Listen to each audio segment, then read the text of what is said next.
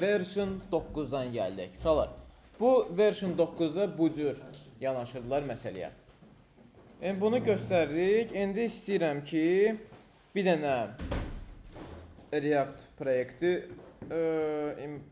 build eləyək. Deməli, normalda React-a girsəz, React sizə deyəcək ki, get, nə ilə bu məsləhət görür məni? Installation-ı.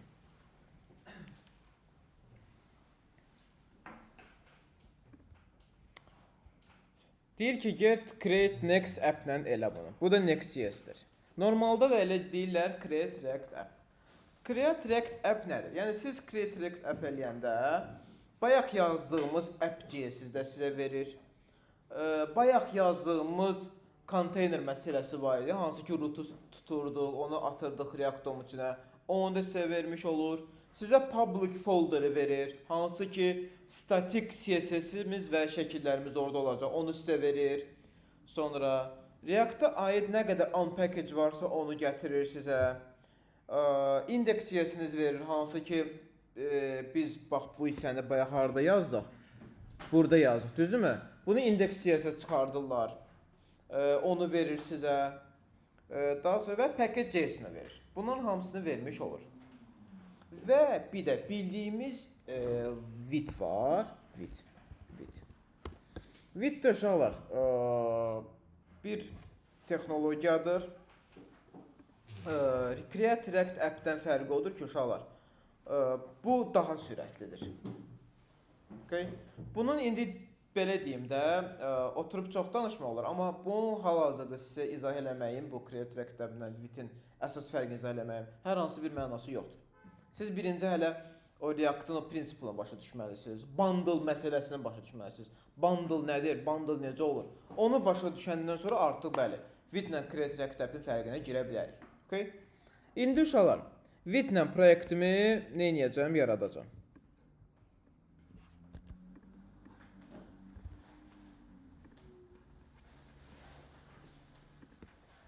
Gəlirəm terminala uşaqlar.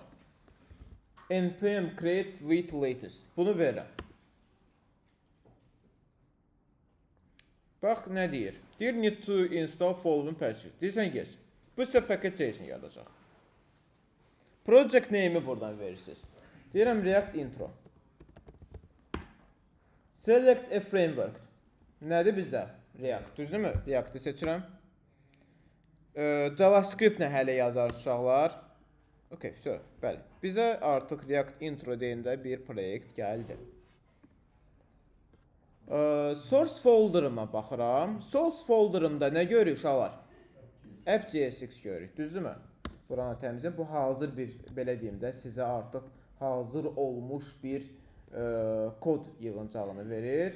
İndi bunu silirik, çünki özümüz burada artıq öz işlərimizi görmüş olacaq. Bunu da silirəm. Bunu da sildim. Tamam. Bu bayaqki gördüyünüz app deyilmi? Düzdürmü?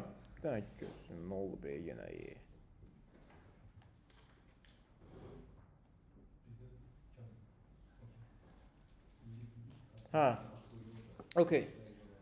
Bayaq nə yazmışdıq uşaqlar?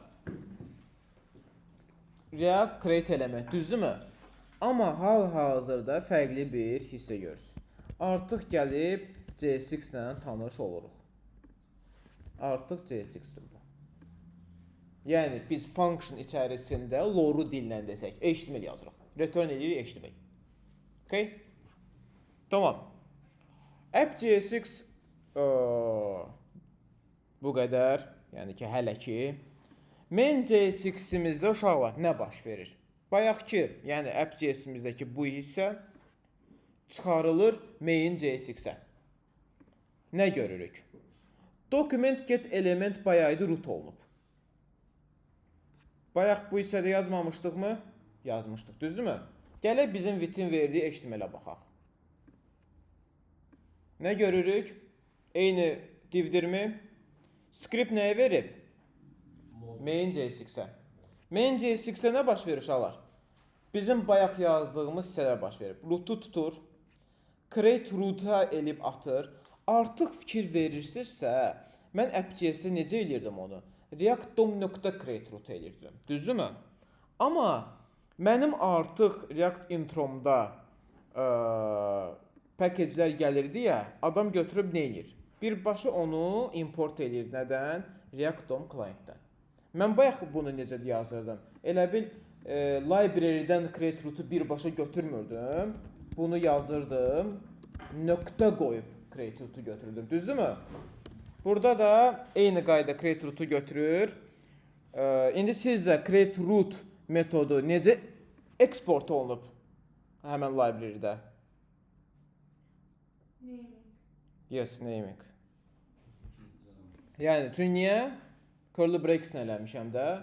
Default-dan olsaydı nə edəcəkdim? Curly breaks eləyəcəm. Və artıq sonra da renderi buraxır. Biz onu necə yazmışdıq? Mənimsətmişdik nəyə? Bir dənə root-a, düzdürmü? Daha sonra həmən root.render yazıb, həmən app'i create elementin içərisinə ataraq atmışdıq renderin içərisinə. Amma biz artıq C6 syntax yazdığımıza görə nə edirik? Birbaşa bunu element kimi yaza bilirik. Okay? Yəni artıq mən bu app'i create elementin içərisinə atmağıma ehtiyac yoxdur. Çünki C6 yazıram. Okay? Və app'im də yaranmış oldu. Uşaqlar, digər şeyi keçməmişdən qabaq qısa bir dənə strict mode haqqında deyim. Konsol loqlar verəcəyik komponentlərimizdə. Render üçün, mount, unmount üçün 2 dəfə görəcəksiniz həmən konsol loqları. Bu strict modun verdiyi bir özəllikdir. 2 dəfə çıxardır ona. Okay? Bununla da getdikcə də danışacağıq. Okay. Gəlirəm public folderımıza. Uşaqlar, bütün statik fayllarımız, assetlərimiz public folderında olur. Statik nə var? CSS-imiz olacaq, statik şəkillərimiz ola bilər, SVG-lərimiz ola bilər, logolarımız ola bilər. Hamısı public folderın içindədir. Və əgər onu source-un içərisinə atsaz, sonra yazsaz, sonra da onu production-a çıxardın, görəcəksiniz ki, image getdi ki, başa düşməyəcəksiniz ki, niyə gedir. Düzüz ki, okeydir, şəklim var idi, yazmışdım, getdi. Niyə? Şular, mənim bu hamısı bir dənə faylın içərisinə yığışıb düşür browserə də, düzdürmü? Şular, həmən browserdə public folderındakı image-ləri görə bilir. Həmən o browserdən həmən şəklə gedən yol. Yəni bilirəm, 100% bu problemlə qarşılaşacaqsınız. Şəkilli məsələn kart yazacaqsınız, o şəkli götürüb basasınız source-un içinə, asset-in içərisinə. Daha sonra build eləyəndə görəcəksiniz ki, həmən şəkilləri görmür. Niyə? Çünki onu ancaq public-dən görə bilir. Okay? İndidən bunu da yadda saxlayın, buradakı public-dən. Bütün belə deyim, ümumi xülasə eləsək, bütün statikləri atırıq şeyə, public-ə. Burada uşaqlar, app CSS-dir. Normal sibling kimi yazıblar buradan, yəni hər hansı bir nəsə deməyimə ehtiyac yoxdur. Okay. Git ignore-un üzərindən keçmək istəyirəm bir dənə. Git ignore uşaqlar. Yazdığınız tapşırıqları gitə vurursunuz, düzdürmü? Müəyyən hissələr olur ki, müəyyən folder və fayllar olur ki, onların gedib gitə düşməyinin hər hansı bir mənası yoxdur. Məsələn, node modules. Gələk bir node modulesumuzu yaradaq.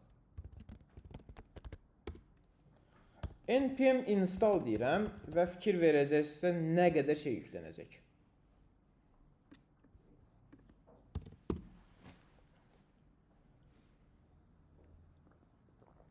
Və sol tərəfə fikir verin. Orada node modules deyilən bir folder yaradacaq.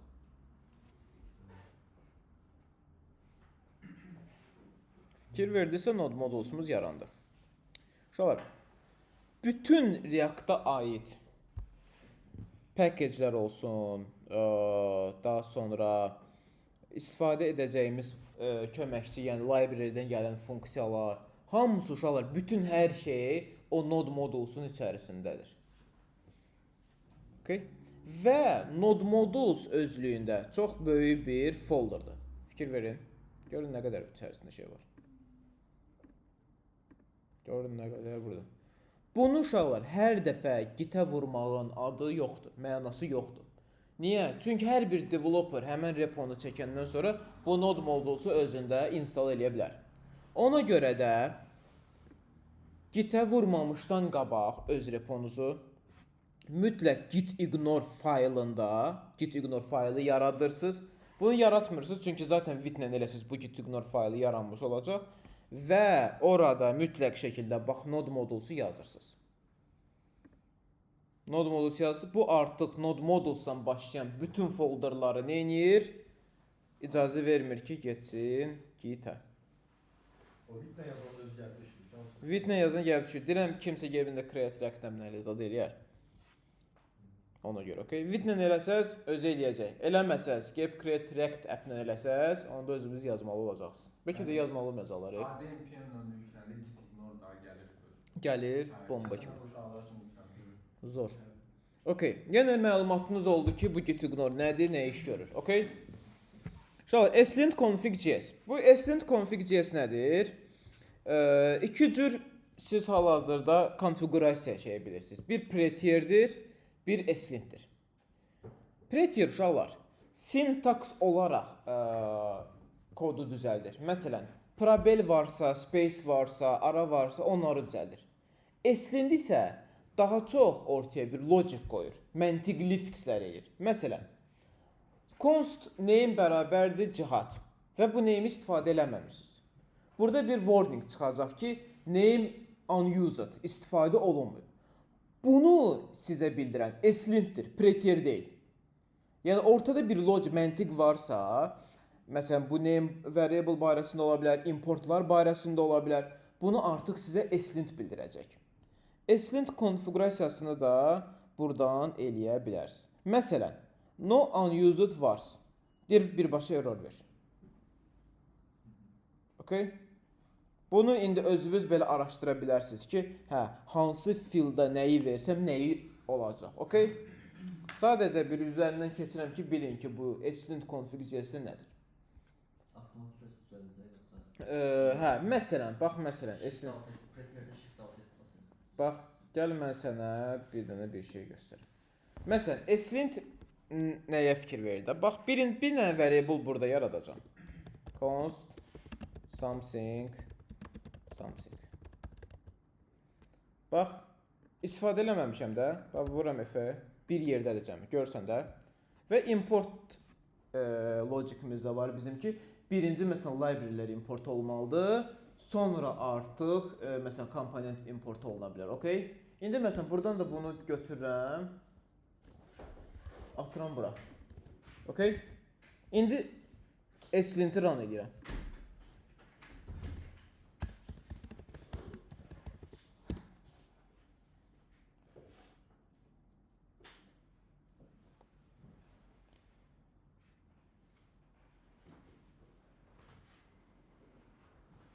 Bax, bir dənə error çıxartdı bizə, düzdürmü?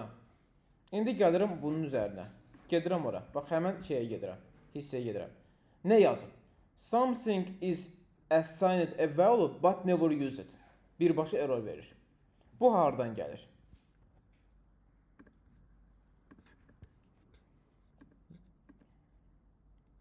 No unused vars of eləyib.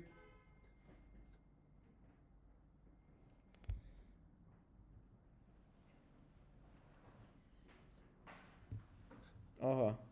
Import TypeScript. No, bax, nə yazıb? TypeScript ESLint no unused vars error. Bax, buna görə artıq mən bu erroru görmüş oluram. Okay? Yəni ESLint bax bu kimi hissələrdə mənə kömək göstərir. Səhvləri göstərir. Hə. Yəni sənə kömək eləyir ki, məsələn, sən özün bilirsən ki, unused variable-um var, importum səhvdir.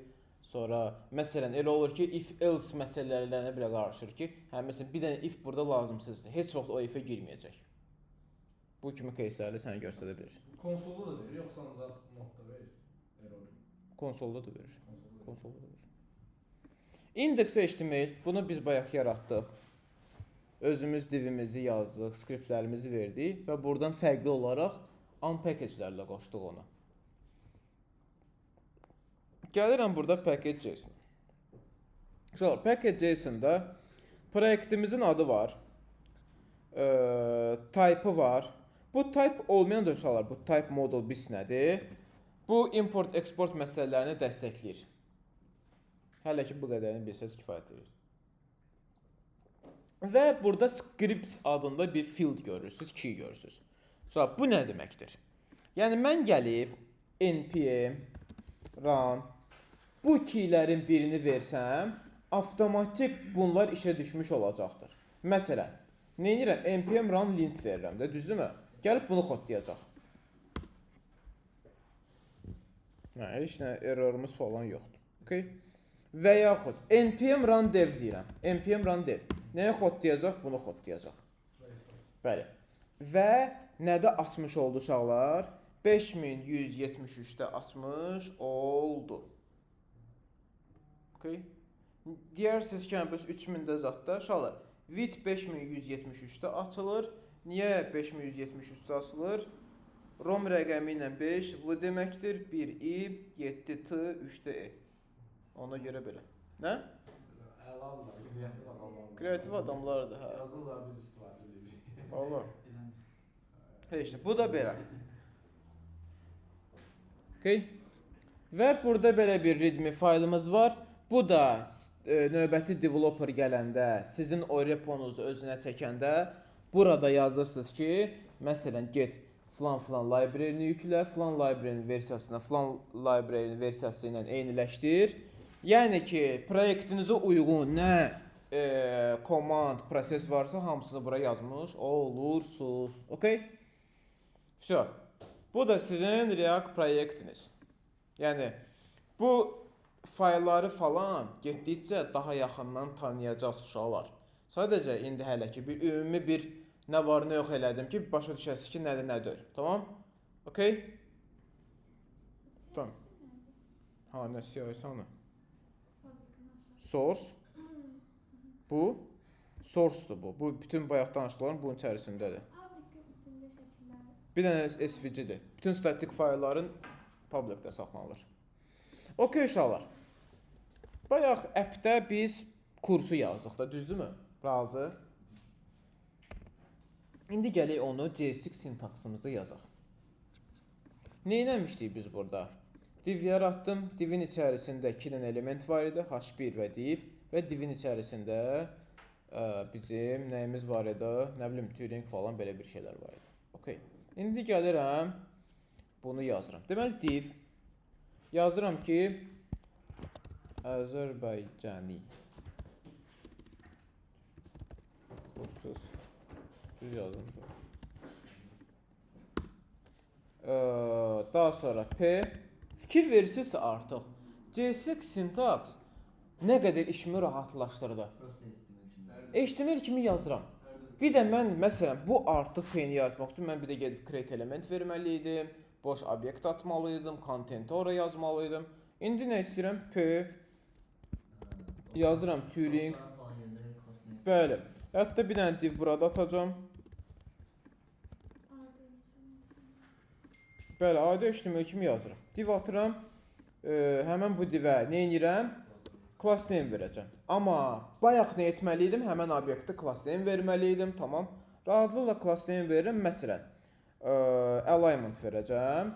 Bu alignment nədən məsuliyyətlidir? Bir display flex'dir. Flex direction kolumdur. Qəpi var.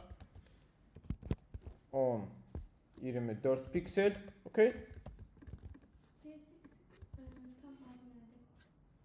JSX tam adı JavaScript syntax.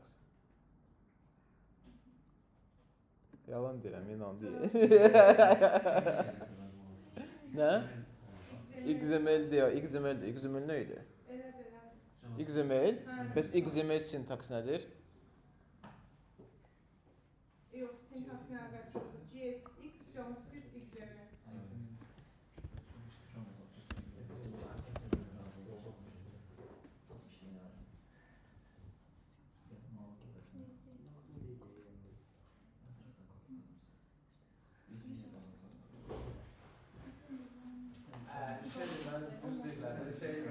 Bu Facebook'tan XML deyilən bir sintaks var. yes, PHP ilə istifadə olunur. Bax, extensible markup language. Bu Bu, hə, belə bir şey var, XML var. Bəs JSX CSX is from XML yazarlar.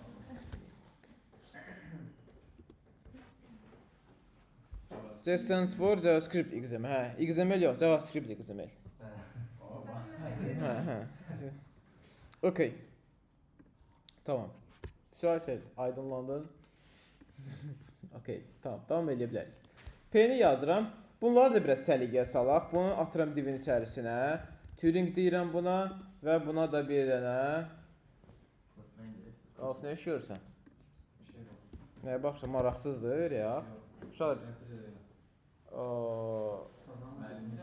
De. Bu public-lə bu SVG-nin içərisində assets yazıb image eləyib ya. Hə. Bu Stack Overflow-dan baxıram. Hə. Deyir ki, public-in içərisində ancaq compiler olmadan qabaq istifadə olunacaq, məsəl üçün ikonda, ən başdakı ikon və yaxud nə bilim promo açılmalı olan şəkil, onları oraya yükləmək lazımdır. Amma SVG-nin içərisində React komponentlərin içərisində image istifadə edəcəksənsə, bunların hamısını SVG-də assets-də saxlamaq lazımdır. Assets-də saxlamaq lazımdır. Niyə? Deyir ki, anything that is not used by your app when it compiles, onda public-dədir. Yəni, compile olmadan istifadə olunan hər şey public-də olmalıdır. Bəs mən bunu polybomu build eləməliyəm axı.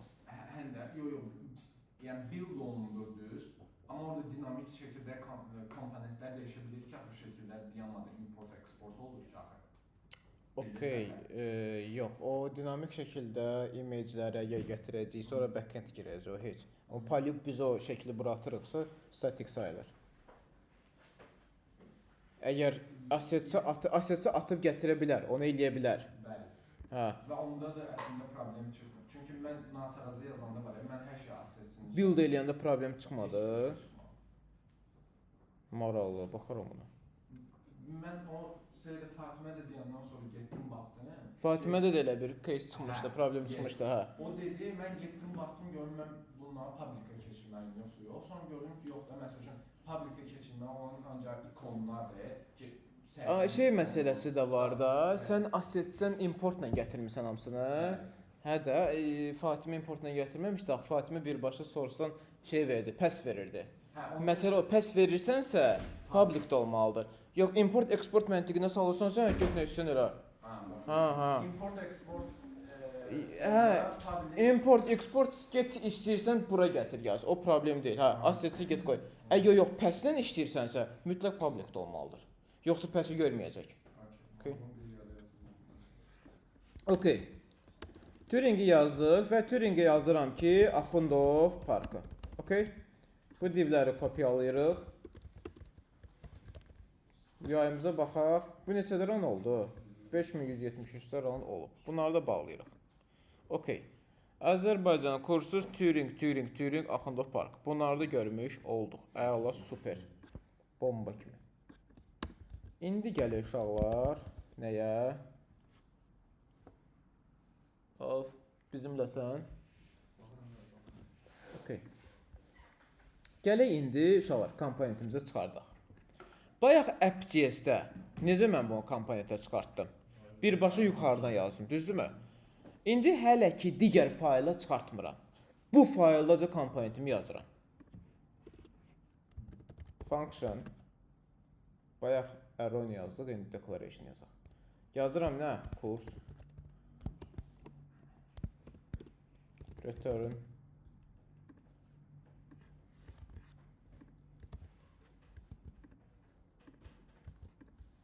Okay. Düz.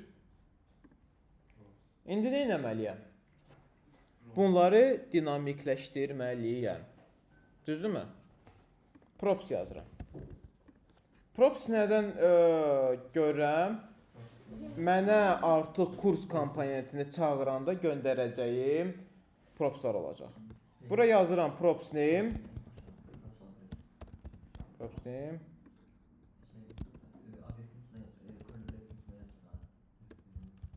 Curly breaks'in içərisində yazırıq, bəli. Belə. Yox, deyil, yəni props name yox, name. Yox, bu yetim bu name'i hardan getsin götürsün. Yuxarıda name adresi yazsaq götürür. distract eləyib eləsən, hə, götürər. Bəli, hər kəs bir şeylər öyrənib bildirir. Halaldır. Okey uşaqlar. Belə bir komponentimiz var bizim. İndi gəlirəm, bu kurs komponentini appdə çağırıram. Bayaq bunu necə çağırırdıq? Create elementlə, düzdürmü? Amma artıq JSX mənə imkan yaradır ki, mən bunu birbaşa belə yazım. Okay? Всё. Artıq kurs komponenti gəldi, düşdü bura. İndi mən həmən bu kurs komponentinə name və adres göndərməliyəm. Biz bunu create elementdə nə edirdik?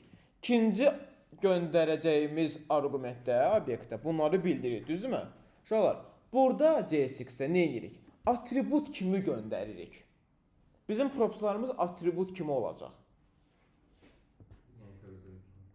Yəni, birinci atributun ki adı, yəni name, bərabər, curly braces və nə adı olacaqsa o, məsələn, Turing. Əgər stringdirsə, uşaqlar, curly braces'e ehtiyac yoxdur. Okay. Daha sonra adres, düzdürmü? Bu da string olacaq da, Axundov Parkı. Nə edirəm? İkinci kursumu yaradıram. Kod Akademi 28. Üçüncü kursumu yaradıram. Div Akademi.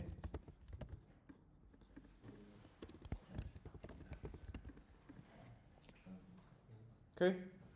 Və gəlirik kursumuza baxırıq. Görək nə nəticə əldə eləmişik. Nə görürük? Kod Akademi, Div Akademi, mətbuat. İndi nə edirəm uşaqlar? İndi gəlirəm bu kursu çıxardıram digər fayla. Digər fayla çıxartmamışdan qabaq uşaqlar. Biz indi gələcəkdə React Architecture deyil.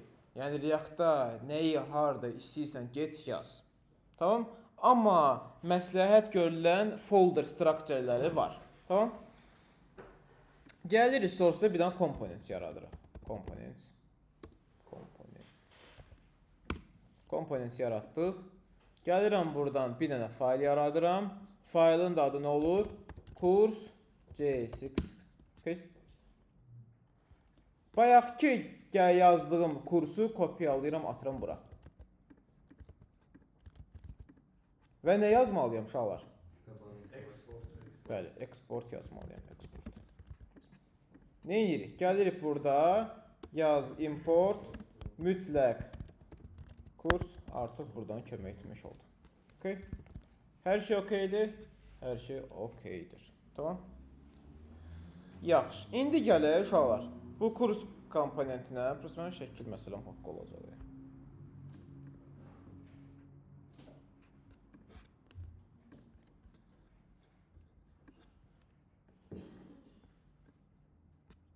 Aha. Gəldi, düşdü. İndi uşaqlar, kursda bir dənə də şəkil əlavə edirəm. Div, bir dənə div buradan yaradıram. Image yaradıram. Source-a nəyi verirəm? Props.source. Alta da verirəm nə? Necə? Props.alt. Okay. İndi uşaqlar, bax mən React-a girməmişdən qabaq ən əsas hansı mövzuların üzərində dayanmışdım?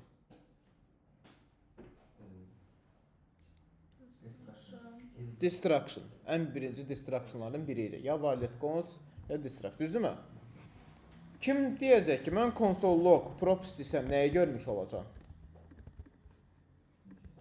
Yəni, bütün kursa göndərilən propsları görmüş olacam. Düzdürmü? Razı. Gəlin birinci baxaq buna. Gəlin birinci baxaq. Başa düşüyor onu. Görürəm uşaqlar. Baxın, hələ burada bir dənə yazıram. Salam.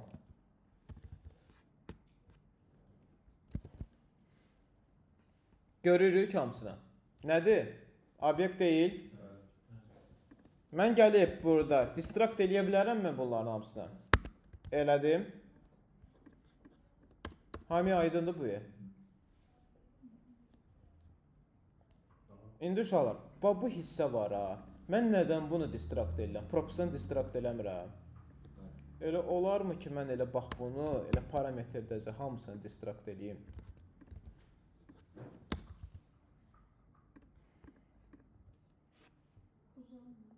Nə uzandı? Aşağıdaşlar dəyişən halda propsun yerinə olmalı. Dəyişdir. Səbirli olun da. Başa düşdünüz uşaqlar? Neylədik? Məqsəd nə idi? Bunu yazmağın məqsəd nə idi? Birinci komponent oxunaqlı olur. Sən artıq parametrə baxan kimi başa düşürsən ki, sənin hansı propsların var. Amma bayaq başa düşmürdün. Gərək JSX-i oxuyardın ki, başa düşərdin ki, hansı nədir. İndi parametrə kimi başa düşürsən ki, 4 dənə propsun var. Name, address, source, alt. Amma bayaq props görürdün sadəcə, düzdürmü? Bayaq bura baxmalıydın ki, başa düşərdin ki, hə, mənim nələrim var. Parametrə baxın. Propslar çox olsa basılmalı. Nə deyirsən də? Propslar çox olsa, yox. Niyə ki? Yəni olsun. Yəni sənin əlbəttə ki 50 dənə propsun olsa, deməli sənin komponentin səhvdir. Sənin strukturun səhvdir. Amma 10 dənə də olsa, 12 dənə də olsa okeydir. Okey. İndi uşaqlar, mən onu hamı bu distract hissəsini tutdu. Dəqiq. Tamam. İndi gəlirik bunu app.js-dən bura göndəririk. Deməli mən nə göndərməliyəm ora? Source, düzdürmü? Source, mən bura bir dənə path göndərirəm. Public. Ya da elə belə vursam birbaşa götürürdü onu mənə.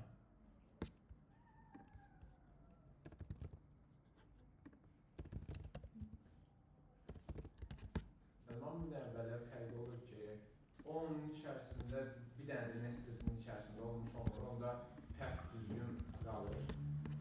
Path düzgün qalır, yes. Çünki slash qoyanda o birbaşa gəlib public-ı görür. Amma sən assets-də axtarır. Birbaşa public axtarır, bir slashdən. Amma bayaq assets məsələsi var idi ya, onu etməyin çətin olacaq. Orada import-exportdan oynamalı olacaqsan. Public-in bax, belə bir teması da var. Okey? Tamam uşaqlar. Deməli, bunu da yazdıq. Düzümü imajlərimiz falan var. Propsu göndərməyə başa düşdük. Propsu qəbul elədik, distract elədik. Bildik niyə distract eləyirik, düzdürmü? Okey, tamam, aydındır. Yaxşı. Okey, tamam. İndi gələk Sorudan hook dediyi yerə. State'e girək. Girək də. Ya da girməyək. Girək.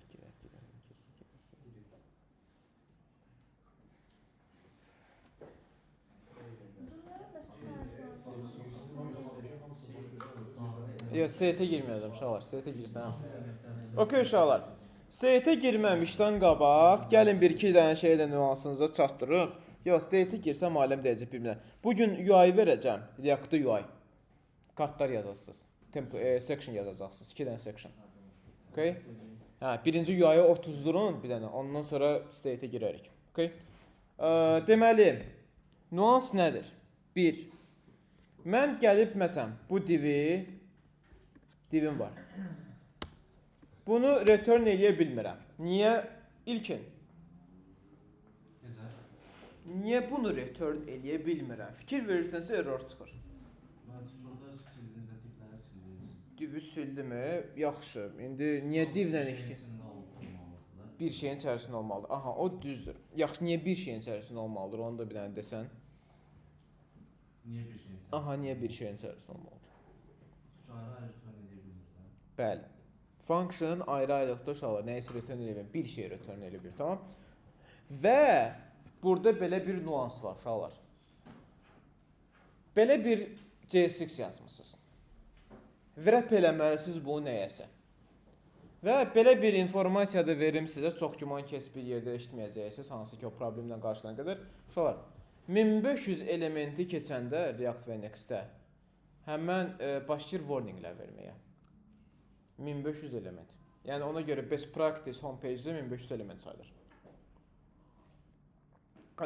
Və bu kimi case'lərdə çox adam məcbur olur götürüb bunu bir dənə divə basır ki, bu erroru yoxa çıxartsın. Uşaqlar, bundan çalışın, əgər həmən element sizə lazım deyilsə, sadəcə nəyəsə wrap eləyib onu göndərmək istəyirsinizsə, nə edirsiniz? Boş fraqment göndərirsiniz. Bundan uşaqlar React fraqment deyilir. Okay? Fraqment göstərir. Bu artıq gedib orada nəsə bir şey yaratmır. Boş fragment ancaq orada göndərilir. Yoxsa amaçlı da göndərə bilərik. Başqa boş fragmentlər. Başqa boş fraqment. Yəni bunu da eləyə bilərəm. Hə, orada. Bunu da eləyə bilərəm. Fərqinə çıxır o şey. Okay. Fərqi boş fraqment nədir? Div, məsələn mən bura div yazacaqdım. Deyil ki, düzdürmü? Mən əlavə bir element yaratmış olacaqdım. Div elementi yaratmış olacaqdım. Bəli, bəli.